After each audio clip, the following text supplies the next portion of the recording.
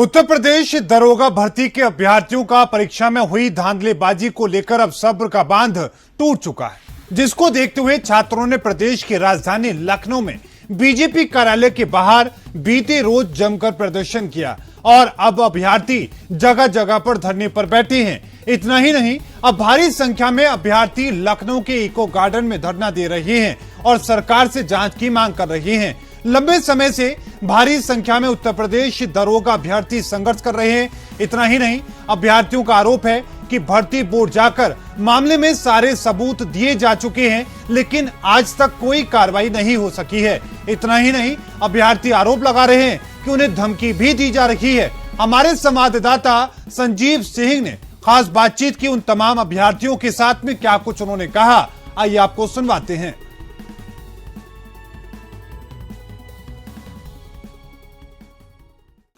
वर्ष 2021 में दरोगा भर्ती को लेकर के जिस तरह से आरोप और धांधली आई और उसके बाद जो अभ्यर्थी हैं कल राजधानी लखनऊ में बीजेपी कार्यालय का घेराव किया और अभ्यर्थी इस समय इको गार्डन में मौजूद हैं। मैं स्वयं बात करना चाहता हूं। ये बताइए, क्या कल आप लोग जो है बीजेपी कार्यालय दफ्तर का घेराव भी किया था, क्या मांग है आप लोगों की?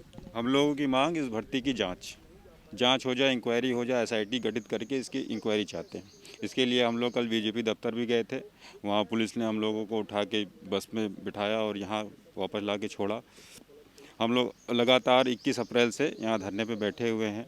हर जगह ज्ञापन भी दिया, भर्ती बोर्ड में और डिप्टी सीएम के हर जगह दिया, लेकिन अभी तक कोई सुनवाई नहीं हुई। क्या किसी से कोई बात हुई है? क्या आप लोग का कोई डेजिग्नेशन जो है किसी से वार्ता होने के लिए, क्या कोई किसी अधिकारी ने, शासन के किसी अधिकारी ने बात की है क्या? नहीं, अभी तक नहीं। अभी तक किसी अधिकारी ने बात नहीं की। तमाम अभ्यर्थी यहाँ पर मौजूद है, इको गार्डन में प्रदर्शन कर रहे हैं कि मांग कर रहे हैं कि जो धांधलियाँ हुई हैं उसका कहीं ना कहीं निस्तारण किया जाए। महिलाएं भी, इनसे भी बात कर लेता हूँ। ये बताइए, क्या किस मांगों को लेकर के आप लोग ने कल जो बीजेपी कार्यालय का घेराव भी किया था, क्या चाहते हैं आप लोग?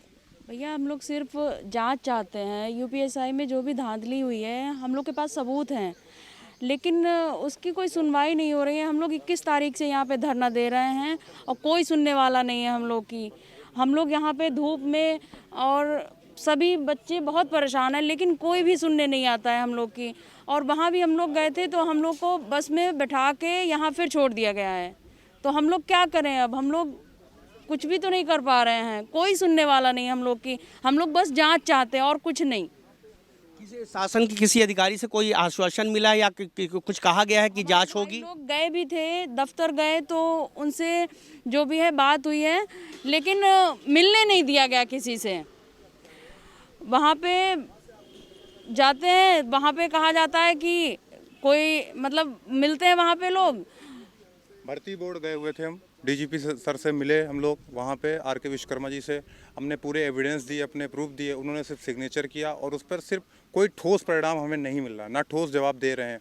बोल रहे हैं कि कार्रवाई होगी, आप जाइए, इस पर कार्रवाई की जाएगी, लेकिन आखिर कब तक कार्रवाई की जाएगी? 21 अप्रैल से हम लोग बैठे हुए हैं, डिप्टी सीएम से मिल चुके हैं, जनता दरबार में हम लोग कुछ साथी मारे जाते हैं, वहाँ पर योगी जी से हमको नहीं मिलना दिया जा रहा है। जब भी वो देखते हैं यूपीएससी वाले हो, तुरंत यूपीएससी लेके तुरंत बोल दिया जा रहा है कि तुमको धमकियाँ मिलती हैं कि आप लोग नहीं आइए यहाँ पे।